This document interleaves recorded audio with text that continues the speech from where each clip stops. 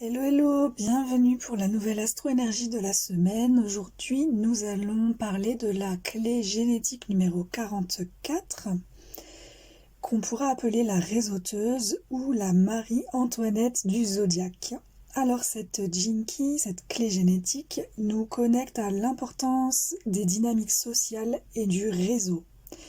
Elle correspond à l'hexagramme du Viking qui s'appelle venir à la rencontre, et qui symbolise la capacité à fraterniser et à créer des connexions harmonieuses dans la vie. Et bien évidemment, comme toutes les clés génétiques, la 44 a également son ombre. Cette ombre, c'est l'interférence. Alors l'interférence, qu'est-ce que c'est? C'est un petit peu comme un genre de mauvaise interprétation. Donc à ce niveau de basse fréquence, on va se retrouver piégé dans une toile de méfiance et de mauvaise interprétation. On va devenir incapable, mais vraiment totalement incapable, de percevoir correctement les dynamiques sociales autour de soi. L'information est mal filtrée, donc forcément mal interprétée. Donc deux façons de vivre cette ombre de l'interférence. La première, en nature répressive, on va être incroyablement suspicieux. Donc on va vraiment être très très méfiant. On ne fait confiance à personne, on ne fait confiance à aucune forme de relation que ce soit une relation amicale, une relation personnelle, professionnelle. On ne fait confiance vraiment à aucun type de relation. On soupçonne constamment les autres d'avoir des intentions cachées. Et du coup, ça nous pousse à nous couper des relations, ça nous pousse à nous isoler, à créer une barrière autour de nous. La deuxième façon de vivre dans l'interférence, c'est avec plus de colère en réaction, ça va être le jugement biaisé. Donc c'est quand on réagit avec précipitation, en jugeant les autres, de manière incorrecte, souvent en se basant sur des préjugés ou des interprétations hâtives. Automatiquement, on va faire des erreurs de jugement, ce qui va nous amener à prendre des décisions sociales complètement désastreuses. Si on regarde dans le parcours de Marie-Antoinette d'Autriche, on peut... en fait, à chaque fois que je prends des personnages, c'est vraiment qui sont nés dans ces degrés, hein, c'est pas au pif. Donc Marie-Antoinette, qui était du coup au niveau solaire une réseauteuse à son époque, elle a vécu dans une cour remplie d'intrigues où les alliances sociales étaient constamment en mouvement. Et donc malheureusement, elle a été finalement incapable de percevoir les réels besoins de son peuple, étant trop coupée de leur réalité.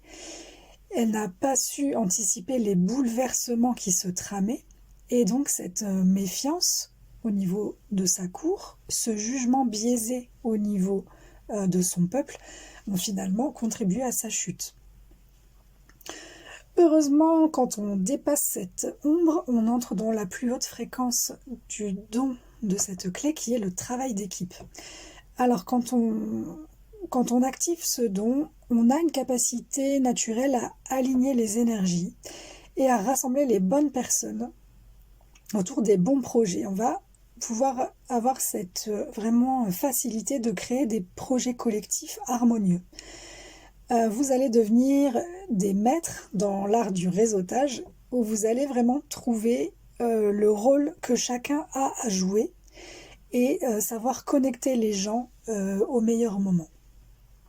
Même Marie-Antoinette, malgré ses erreurs, elle avait cette capacité à créer une certaine synergie au sein de sa cour. Et même dans le luxe et dans les excès, elle a su s'entourer de personnes qui l'ont propulsée justement vers les sommets. Donc ça, c'est vraiment une qualité qu'on retrouve chez ceux qui travaillent naturellement en équipe. Et donc cette synergie est vraiment au cœur du cadeau de cette clé numéro 44. Et enfin, le sommet vraiment de cette clé, le Siddhi, c'est la synarchie. Donc la synarchie, ça représente une forme d'harmonie vraiment supérieure, où chaque personne est à sa place et joue son rôle de manière naturelle et fluide. À ce moment-là, c'est même plus une simple dynamique de groupe, mais c'est vraiment un véritable alignement cosmique. Et d'ailleurs, le leitmotiv qu'on retrouve, c'est vraiment je vois tout le tissage des interactions. La motivation interne des porteurs de cette clé, c'est en fait de reconnaître qu'ils sont qu'ils sont eux-mêmes une propre fractale d'âme dans l'univers. Donc je reconnais ma fractale d'âme et notre mission dans le monde. Donc c'est vraiment reconnaître sa place dans le tissage comme un élément du grand tout. C'est vraiment voilà, du haut niveau dans l'alignement cosmique. Hein. Bien que ce soit un scorpion, hein, les scorpions toujours réputés pour être justement, oui, hyper méfiants, hyper isolés, mais voilà, quand ils arrivent à dépasser en fait ces basses fréquences, ils deviennent vraiment des orchestres, enfin des chefs d'orchestre cosmiques. Alors, où en étais-je? Voilà, donc comme je viens de le dire, voilà, la personne devient une sorte d'orchestrateur universel où chaque interaction et chaque connexion sert en fait un but divin. À ce stade, la relation humaine dépasse les simples préoccupations sociales pour devenir vraiment une danse cosmique parfaitement synchronisée. Donc pour vraiment retenir l'essentiel de cette clé, c'est à chaque fois que je me sens piégée par des malentendus ou des tensions sociales, je me rappelle que je suis certainement dans l'ombre de l'interférence. Donc, est-ce que je suis trop suspicieux? Est-ce que je suis en train d'émettre un jugement trop hâtif? Je suis appelée à prendre du recul. Je cherche à cultiver le travail d'équipe pour retrouver l'harmonie dans mes relations. Au niveau des connexions astrologiques, la clé numéro 44 est en opposition, donc évidemment en partenariat avec la clé numéro 24, qui est l'inventrice. L'inventrice nous permet de sortir de l'addiction pour aller toucher un état intérieur de silence, en passant par l'invention. Ces deux clés sont en rapport tendu l'une avec l'autre. D'un côté, la 44, elle cherche l'ordre et la synergie sociale, alors que la 24 est plutôt dans une dynamique intérieure, qui cherche à vraiment dépasser son obsession mentale par la création de nouvelles idées. Donc cette opposition va créer un équilibre entre le travail extérieur dans les dynamiques sociales et le travail intérieur dans l'invention, donc la création de nouvelles idées. Et on se rappelle que les ombres, les cadeaux, les CD s'entraînent les uns les autres. Donc on a un lien très fort entre l'addiction et l'interférence, donc la mauvaise interprétation au niveau social, entre l'invention et le travail d'équipe, et entre la synarchie et le silence intérieur. Au niveau énergétique, la clé numéro 44 est en résonance avec la 26, l'hypnotiseuse. L'hypnotiseuse, elle nous fait sortir à travers... non, je recommence. Ces deux clés, la 44 et la 26, communiquent à travers le canal de la transmission, où en fait on va réussir à sortir d'une forme de manipulation pour aller atteindre une forme d'alchimie. Donc l'hypnotiseuse, elle apporte plus une manière subtile au niveau de la communication, de la persuasion. Elle est hypnotiseuse parce qu'elle arrive toujours à faire en sorte qu'on boive ses paroles.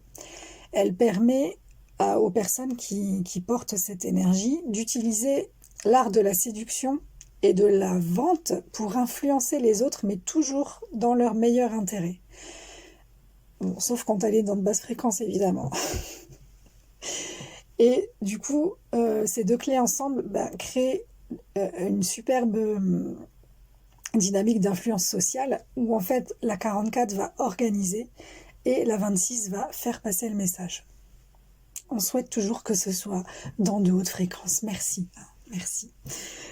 Bon, eh bien, on se retrouve la semaine prochaine pour une nouvelle astro-énergie, sachant quand même que il y a aussi une correspondance avec la biologie et que cette énergie-là de la réseauteuse implique au niveau du corps notre nez et notre système immunitaire. Voilà, à méditer. À la semaine prochaine et joyeux anniversaire à tous les réseauteurs. Ciao, ciao.